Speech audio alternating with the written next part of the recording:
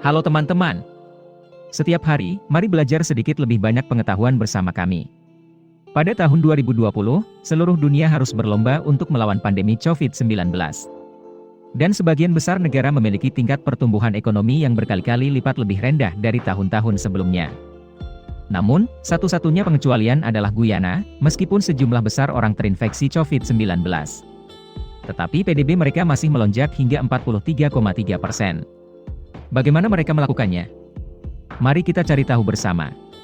Pertama, Guyana merupakan negara yang terletak di Amerika Selatan, berbatasan dengan 3 negara Venezuela, Brazil dan Suriname. Ini mencakup area sekitar 214.969 km persegi. Dengan ibu kotanya adalah Georgetown. Jangan bingung dengan Guyana Prancis. Namanya hanya sedikit berbeda. Keduanya berasal dari bahasa penduduk asli, yang berarti tanah yang banyak, air. Pada abad ke-17, Belanda mulai menginjakkan kaki di Guyana untuk mendirikan pos perdagangan dan membeli rempah-rempah dari penduduk asli. Kemudian, melihat kekuatan Eropa lainnya bersaing untuk mendapatkan koloni, mereka bergabung dengan gerakan itu. Mereka menyerbu Guyana, dan mulai membangun perkebunan tebu dan tembakau. Ribuan budak diimpor dari Afrika Barat, memperkaya para penjajah. Penduduk asli, beberapa dari mereka meninggal karena penyakit, yang lain mundur ke hutan, menghindari kontak dengan orang Eropa. Pada abad ke-19, Belanda dikalahkan oleh Prancis dalam Perang Napoleon dan Guyana diambil alih oleh Inggris. Mereka mengambil alih perkebunan Belanda dan mendatangkan lebih banyak tenaga kerja murah dari India. Pada tahun 1850-an, banyak emas ditemukan di Guyana, meresmikan industri pertambangan. Di bawah pemerintahan panjang dua kerajaan Eropa, Guyana mengalami perubahan besar. Secara sosial, orang-orang asal Afrika, terhitung hampir 30% dari populasi, sebagian besar beragama Kristen.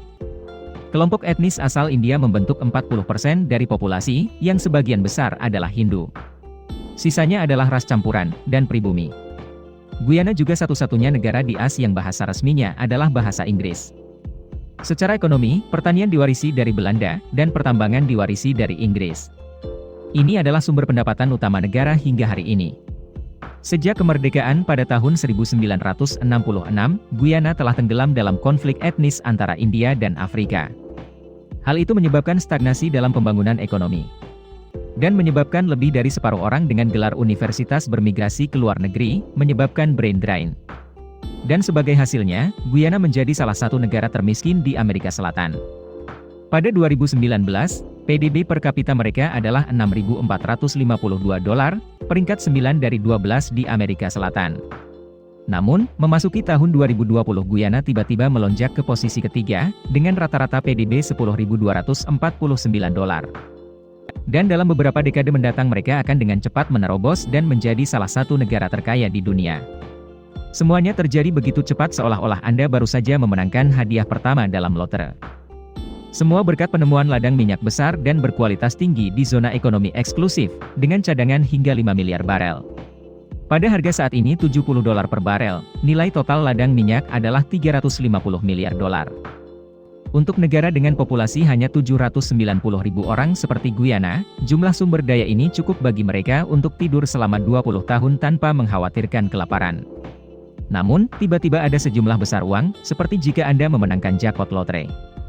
Jika tidak dikelola, maka akan menguap dengan sangat cepat dan kemiskinan akan kembali menjadi kemiskinan.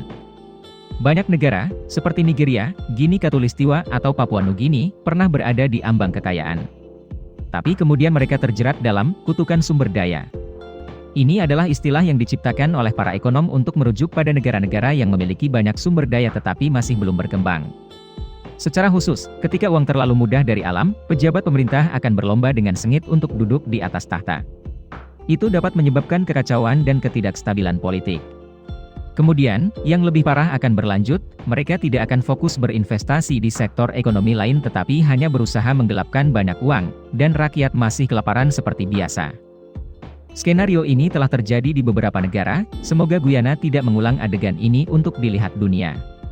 Sebelum menunggu mereka menjadi lebih terkenal, kita akan membicarakan beberapa hal menarik untuk membuat orang lebih berpengetahuan. Ini adalah satu-satunya negara di dunia yang nama resminya adalah Republik Koperasi. Pada dasarnya, arti nama ini setara dengan Republik Sosialis. Begitulah garis politik Guyana dari kemerdekaan sampai sekarang pada tahun 1980. Kemudian mereka menuju ke arah kapitalisme, tetapi namanya tetap tidak berubah. Moto Guyana adalah satu orang, satu bangsa, satu takdir. Simbol negara adalah jaguar, ayam canje, juga dikenal sebagai Hoatzin, dan Niagan atau Lotus Raja atau Lotus Victoria. Arti dari bendera 5 warna, warna hijau mewakili kekayaan sumber daya hutan, terhitung sekitar 70% dari wilayah nasional. Warna putih melambangkan sungai, dan potensi air negara. Warna kuning melambangkan kekayaan mineral Guyana terutama emas. Hitam melambangkan daya tahan manusia. Dan merah melambangkan antusiasme. Kayeteur Falls di Guyana lah air terjun single drop terbesar di dunia, dengan ketinggian 226 m. Olahraga paling populer di Guyana adalah Clubbal. Shivnarine Chander Paul dianggap sebagai salah satu atlet terhebat sepanjang masa. Lionel Lucoo adalah seorang politikus, diplomat, dan pengacara Guyana yang terkenal. Dia tercatat dalam buku catatan sebagai pengacara paling sukses di dunia, dengan 245 pembelaan membantu kliennya dibebaskan dari tuduhan pembunuhan. Baiklah, mungkin kita harus berhenti sampai di sini. Jika ada hal lain yang menarik, silakan bagikan di komentar di bawah. Video berakhir di sini. Terima kasih semua untuk menonton dan menyukainya. Jika menurut Anda videonya bermanfaat, beri kami suka dan berlangganan saluran untuk mendukung kami. Sampai jumpa dan sampai jumpa lagi.